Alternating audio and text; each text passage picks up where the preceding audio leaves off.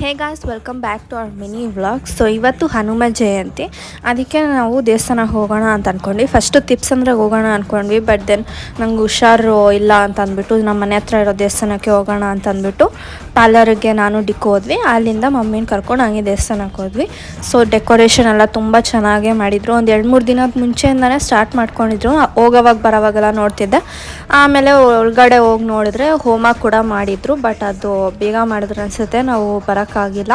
ಹಂಗೆ ಕೈ ಮುಕ್ಕೊಂಡು ಬೇಡ್ಕೊಂಡು ವಿಡಿಯೋ ಎಲ್ಲ ತೆಕ್ಕೊಂಡು ಸ್ವಲ್ಪ ಹೊತ್ತು ಇದ್ಬಿಟ್ಟು ಹಂಗೆ ಬಂದ್ವಿ. ಆಮೇಲೆ ಅಲ್ಲಿ ಅದು ಹೋಮ ಮಾಡಿದ್ದು ಇರುತ್ತಲ್ವ ಬ್ಲ್ಯಾಕ್ ಕಲರು, ಅದೆಲ್ಲ ಇತ್ತು.